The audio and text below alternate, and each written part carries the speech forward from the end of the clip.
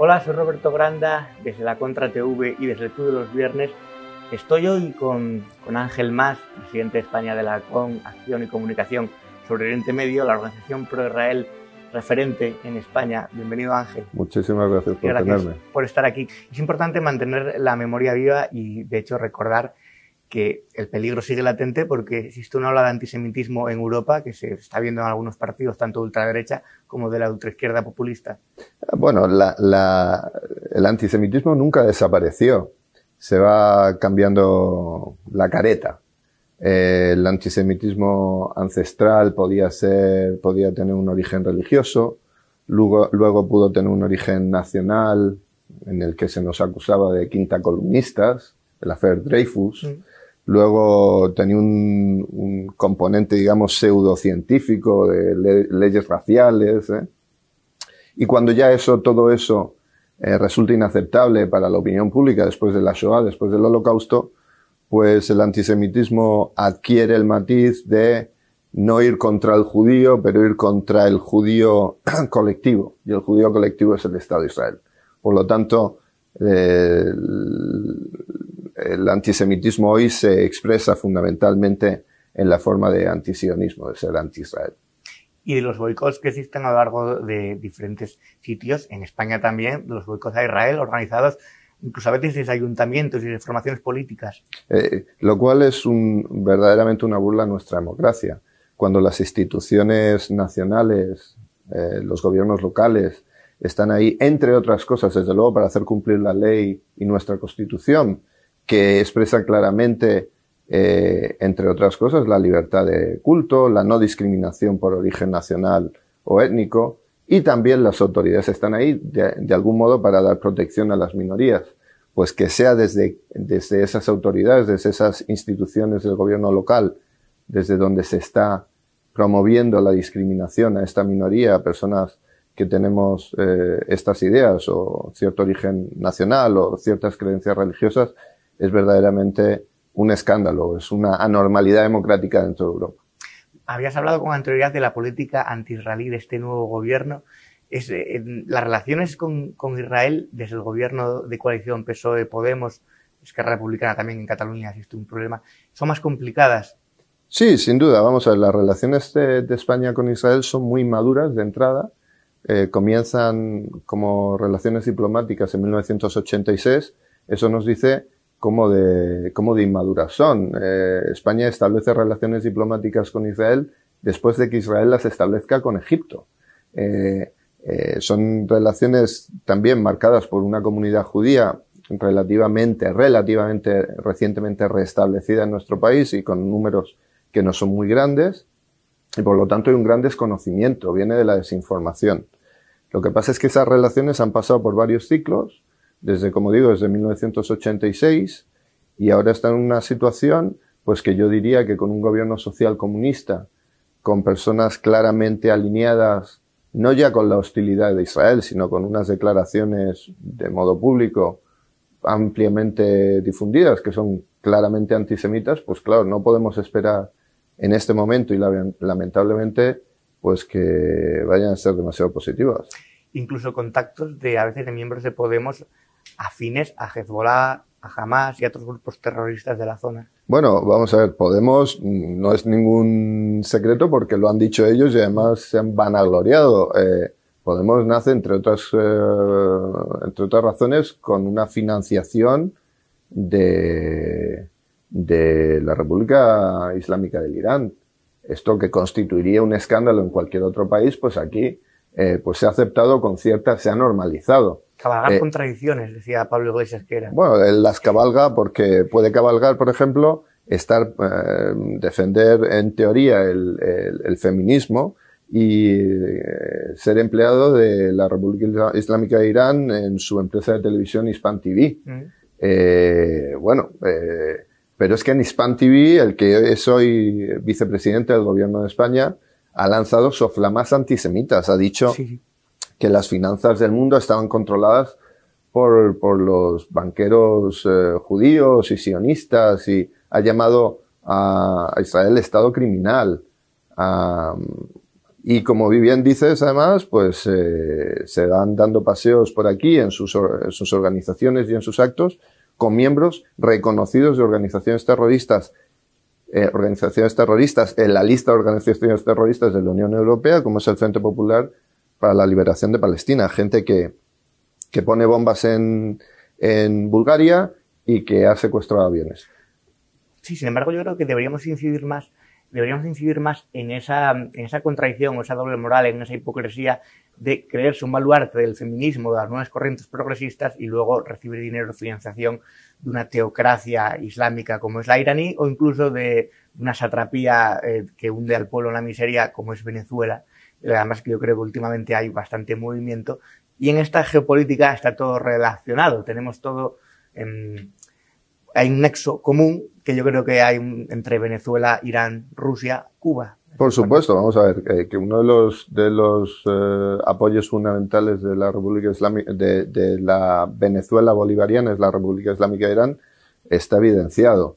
Que su odio común a los valores occidentales, a Europa, a Estados Unidos y por supuesto Israel, que representa el baluarte de los valores occidentales en esa parte del mundo, es claro, y que esa transversalidad que mencionas, ¿no? De movimientos que en principio no tienen casi nada que ver, en principio, como el feminismo radical, los derechos de los animales, el ecologismo extremista o el antisemitismo, ¿en qué se juntan? Pues se juntan en ese odio a lo que representan los valores que nos unen en nuestro país. En nuestro caso, la convivencia constitucional.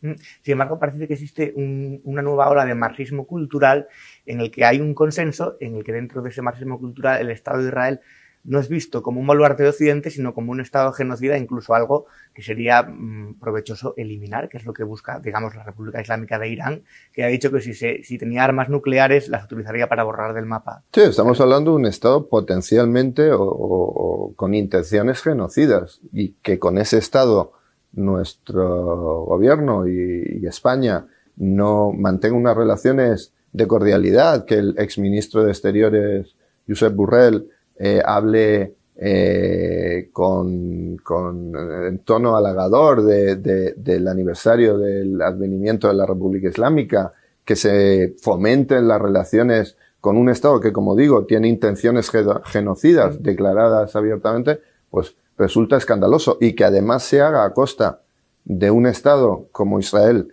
que no solo es amigo y aliado, sino que además con el que compartimos valores y además intereses, porque Israel y nosotros en España tenemos pues unos intereses frente al yihadismo, frente al terrorismo que nos ataca a los dos países, pues es algo verdaderamente, es un sarcasmo. ¿Es el yihadismo el nuevo campo de batalla del siglo XXI ahora mismo, la amenaza global más grande que existe? Yo creo que el yihadismo es una expresión del odio, como digo, contra Occidente, en el que se juntan, pues, digamos, componentes posmodernos, ¿no? Irán, por ejemplo, utiliza sus proxies, no ataca directamente como Estado con su ejército algunos países o algunos objetivos, lo hace usando a organizaciones terroristas que financia y que mantiene, como Hezbollah, como la Yihad Islámica o como el Hamas. Pero claramente es una expresión de una guerra nueva, de un modo nuevo de atacar nuestros intereses y nuestros valores. Dijiste anteriormente que en alguna forma la situación te recordaba a la Alemania de los años 30. Se han reportado distintos ataques antisemitas durante estos últimos años a lo largo del mundo y de Europa, concretamente. ¿Hay un repunte? Mira, hay que recordar que la Shoah, el Holocausto, no comienza en los campos, no comienza en Auschwitz, no comienza en el exterminio y en la solución final. Eso es su culminación.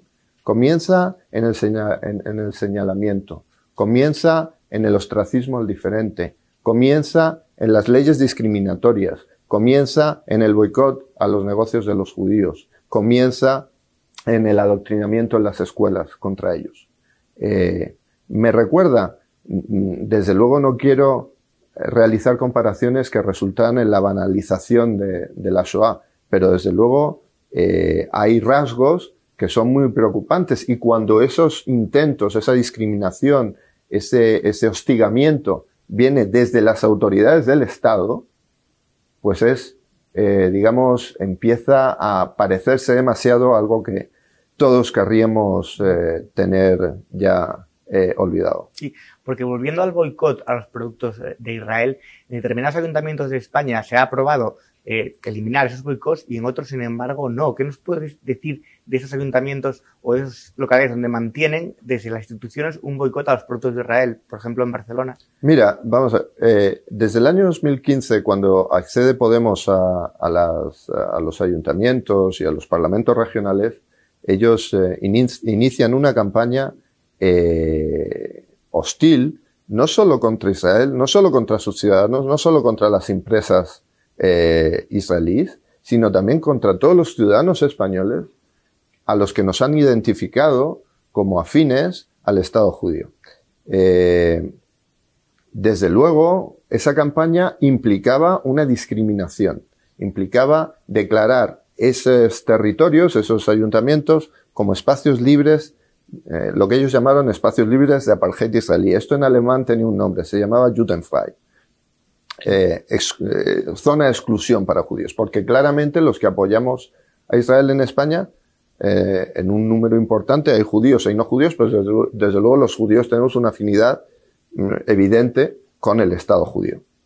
Que desde esos ayuntamientos se haya fomentado la discriminación, como digo, que es inconstitucional, y así lo han declarado 48 sentencias, 48 sentencias han declarado este boicot inconstitucional, ilegal, y sin embargo, pues ellos lo sigan promoviendo desde sus ámbitos de influencia, pues te dice cómo de anormal es la situación que vivimos en nuestro país hoy día. Sin embargo, muchos de esos boicots están apoyados por partidos, instituciones, movimientos de la supuesta izquierda, de los considerados o autodenominados progresistas, lo que parece una incoherencia, pensando que, bueno, que los movimientos antifascistas y los movimientos antinazis siempre venían de alguna manera, o deberían haber venido de la izquierda, después de la Segunda Guerra Mundial y durante la Segunda Guerra Mundial, y ahora parece que se ha dado una vuelta a eso un tanto inexplicable, o no sé si tú tienes alguna teoría o explicación. Bueno, al final Israel nace como un movimiento de liberación nacional, como un movimiento de autodeterminación del pueblo judío que necesita su Estado en igualdad de condiciones con el resto de los estados del mundo. Así nace Israel, pero luego cuando pasamos a los años 60, el 68ismo, del que nacen muchas de estas corrientes de izquierda de las que estamos hablando, pues se identifica más con otros movimientos del tercermundismo, que utiliza métodos terroristas, como es el palestino, y a partir de ahí pues hay una divergencia entre el apoyo a Israel desde la izquierda, que sigue existiendo, en la izquierda, digamos, civilizada, en la izquierda culta, en la izquierda con valores, y otro tipo de izquierda que se alinea, como tú dices, de un modo bastante chocante, bastante incoherente, pues con cosas que no tienen nada que ver con la izquierda. Israel es el único país garantista en una región donde las minorías no tienen derechos, las minorías raciales o las minorías religiosas o las minorías sexuales no tienen derechos, donde la misoginia, el desprecio a las mujeres es generalizado. Israel es una isla donde el Tribunal Supremo está presidido por una mujer, el Banco Central estaba presidido por una mujer, la primera ministra fue Golda Meir, y sin embargo, pues es a ese país, precisamente a ese, al que se acosa, se demoniza, se deshumaniza. Pero puede ser porque representa los valores de Occidente, y muchos de estos movimientos de izquierda van contra Occidente y de esa forma se alían también con, bueno, existe una romantización tal vez de ver esta especie de movimientos románticos, por ejemplo, en Palestina, donde mandan los que gobiernan son grupos terroristas. Mira, lo podía haber, igual que lo había con Cuba y lo había con las FARC en Colombia y con ETA en España. Y con ETA en España. Lo que pasa es que muchas de esas caretas se han ido cayendo porque se ha evidenciado cómo de indefendible era ir apoyando a estas situaciones, incluso con la Venezuela de Chávez. No nos olvidemos que hasta hace 2 telediarios era un modelo a seguir para 5 miembros del Consejo de Ministros. Y lo sigue siendo, lo que pasa es que lo dicen con la boca pequeña. Probablemente. Entonces, ¿qué es lo que pasa con el tema de Israel? Pues que es ahora mismo un objetivo fácil. Sigue siendo, porque no se ha evidenciado todavía, un modo de victimizar o de hostigar a Occidente sin que la opinión pública, todavía que está relativamente desinformada, pueda identificar eso como una causa indefendible. Uh-huh. Y además existe, desde mi punto de vista, yo creo, una forma de contrainformación en la que muchas veces nos llega cifrada o manipulada información respecto a Israel y lo que ocurre en Palestina, que muchas veces Israel siempre es la que ataca y Palestina la que se defiende. Es ese perverso juego del lenguaje y de la secuencia temporal inversa. Tú verás que en todas las noticias empieza: Israel lanza un ataque contra Gaza. Subtítulo: después de que desde Gaza cayeran 20 cohetes sobre Israel. Pero de ese primer ataque nunca se informa. Al final, vivimos 2 situaciones que son muy importantes. La primera es que en Israel hay una concentración por metro cuadrado de corresponsales extranjeros que no se da en ningún lugar del mundo. Y lo hay allí porque es el único sitio desde donde pueden informar para toda la región. Pero la mayoría de esos corresponsales tienen un sesgo anti-israelí y anti-occidental. Pero claro, informan desde la isla de libertad que les provee Israel y desde allí lanzan mensajes hostiles al Estado que les ofrece ese espacio de seguridad. Eso es lo primero. Y lo segundo es que hemos aceptado una narrativa, una terminología que es perversa. Cuando uno ya empieza un discurso, una discusión, hablando de ocupación, cuando no hay ocupación, hay territorios disputados, no hay ocupación. Cuando no hablemos ya de genocidio, que es verdaderamente un insulto y se usa porque es insultante contra los judíos. Cuando se habla de asentamientos en algo que son ciudades o barriadas. Cuando se habla de refugiados, cuando unos señores 5 generaciones después no pueden ser refugiados. Hay una excepción que se establece con los palestinos que no se establece con ningún otro grupo nacional o étnico y que merecen una exclusiva agencia para los refugiados que se llama UNRWA. Todos los refugiados del mundo, todos, tienen otra agencia diferente en las Naciones Unidas. Por lo tanto, cuando se acepta esa terminología, inmediatamente, por definición, se acepta una narrativa que es perversa. Y para cambiar de tercio, volviendo un poco a Auschwitz, ¿crees que existe una banalización del mal o una falta de memoria y de conciencia? Yo estoy pensando en esas fotos de turistas, en esas caras sonrientes que algunos, desgraciadamente jóvenes, se hacen en el monumento en Berlín o incluso en la misma Auschwitz, como si estuvieran visitando, frivolizando, banalizando, estuvieran visitando Disneylandia, un parque de atracciones, sonriendo, saltando, haciéndose selfies. Eso es una falta de cultura también histórica. Es falta de información y falta de sensibilidad. Algunas administraciones en España, por ejemplo, la presidente de Madrid el otro día anunció medidas para continuar la educación sobre la Shoah, sobre la realidad judía en España, sobre nuestra historia. Es muy importante. En España ha faltado ese tipo de formación, ha faltado ese tipo de información. Habiendo dicho esto, te voy a decir una cosa, que a lo mejor les resulta a nuestros televidentes un poco chocante. El recuerdo de los muertos es fundamental, es intrínseco a nuestra cultura, la memoria. Pero la memoria tiene que servir, y en este caso tiene que servir para que no se demonice, no se deshumanice y no se criminalice a los vivos. Yo solo puedo desconfiar de aquellos que estos días dicen que están recordando la Shoah, que están recordando la liberación de Auschwitz, y sin embargo, se dedican a intentar criminalizar y deshumanizar a los judíos vivos. De esos, de su de su preocupación, de sus verdaderas intenciones, no me puedo fiar nada. Entonces existe digamos, un doble lenguaje o una doble forma de comunicar a la hora de entre el mensaje del pasado y la actual presente. Por supuesto. O sea, vamos a ver, aquellos que se preocupan de lo que sucedió, los pasos que llevaron al Holocausto, a la Shoah, que fue, como digo, la identificación, poner a los judíos en la diana, deshumanizarlos, criminalizarlos, boicotear sus negocios, tratarlos como cuerpos extraños, como usar un doble rasero contra ellos.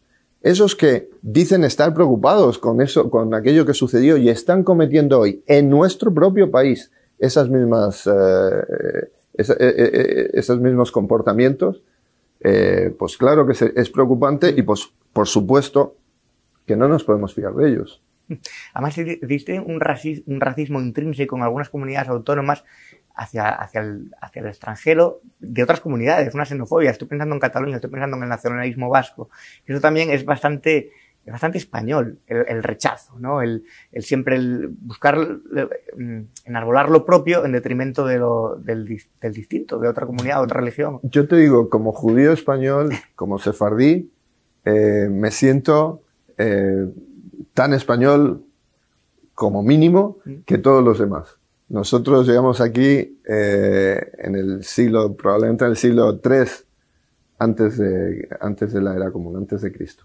Por lo tanto, imagínate si nos sentimos españoles. Los judíos sefardíes fueron expulsados de España en 1492 y nunca perdimos nuestra identidad, nuestra cultura, nuestros deseos de volver a España. Nos llamamos por todo el mundo, la mitad de los judíos del mundo se llaman por todo el mundo sefaradim, judíos españoles. No perdimos nuestro idioma, no perdimos nuestra ansia de regresar y nuestro vínculo con España. Por lo tanto, hoy eso lo expresamos con lealtad a nuestra Constitución, a nuestro país, a nuestro sistema legal y a la democracia que nos devolvió nuestras libertades y nuestros derechos colectivos e individuales.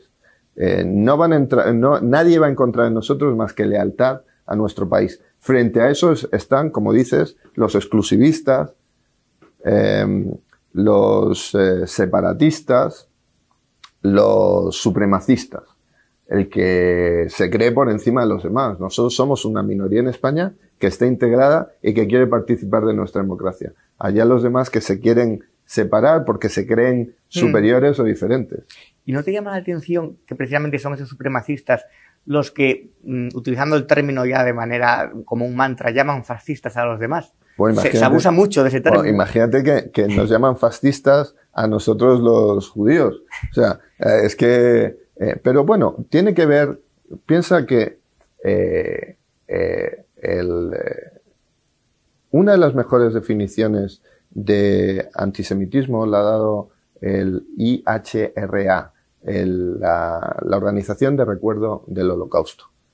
Y te habla precisamente de cómo usar un lenguaje que identifique con el nazismo, con esa época, a Israel y a las actividades de Israel es intrínsecamente un acto antisemita.